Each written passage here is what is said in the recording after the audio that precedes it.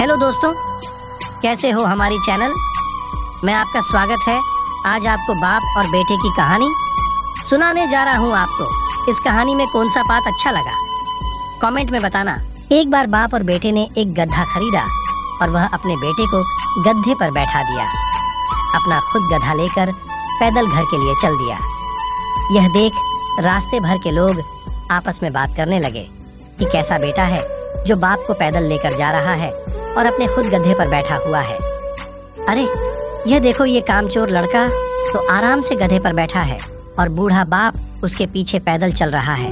ऐ बदतमीज लड़के, उत्तर नीचे और अपने बाप को बैठा गधे पर। यह सुनते सुनते जब रहा नहीं गया तो बेटा गधे से उतर गया और पिताजी को गधे पर बैठा दिया और चलने लगा।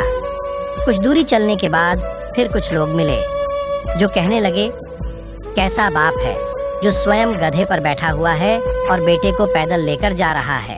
अभी वे कुछ और आगे बढ़े ही थे कि कुएं के किनारे खड़ी कुछ स्त्रियां चिल्ला उठी, अरे इस निकम्मे बूढ़े को तो देखो, कैसा मजे में खुद तो गधे पर बैठा है और बच्चे को पैदल दौड़ा रहा है। बेचारा कैसा हाँफ रहा है।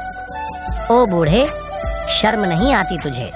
खुद गधे पर बैठा है, बच्चे को भी गधे पर क्यों नहीं बिठा लेता? ये सुनकर बाप बेटे दोनों ही उस गधे पर बैठ गए और आगे बढ़ने लगे। कुछ देर बाद फिर कुछ लोग मिले जो बाप बेटे को गधे पर बैठा देख कहने लगे कि ये कैसे निर्दयी लोग हैं जो एक ही गधे पर दोनों सवार हैं। लगता है गधे की जान लेकर ही छोड़ेंगे। ये सुनकर बाप बेटे दोनों ही गधे पर से उतर गए और गधे के चारों पैर रस्सी से एक साथ बांध दिए और गधे को उल्टा एक बांस के डंडे में लटका लिया। अब बांस का एक छोर बूढ़े ने अपने कंधे पर रखा और दूसरा लड़के के कंधे पर, और दोनों चल दिए। कुछ दूर जाने के बाद उन्हें फिर कुछ लोग मिलते हैं और उन्हें देखकर हंसने लगते हैं और कहते हैं, यह दोनों कितने पागल और गधे हैं जो गधे पर बैठने की बजाय उसे ही टांग कर ले जा रहे हैं। यह सुनकर बाप बेटे गधे को नीचे उतार देते हैं और यह समझ जाते हैं कि उन्हें अपने समझदारी से काम लेना चाहिए। लोगों की बातों पर ध्यान नहीं देना चाहिए, क्योंकि लोग हर एक परिस्थिति में कुछ न कुछ कमी अवश्य ही ढूंढ लेते हैं। दोस्तों, इस कहानी से हमें यह शिक्षा मिलती है कि हम चाहे कितना भी अच्छा कार्य क्यों ना करें, लोग उसमें गलतियां अवश्य निकालेंगे। कुछ लोगों का काम ही यही है।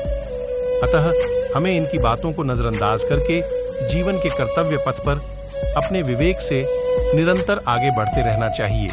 लिखने वाले ने क्या खूब लिखा है।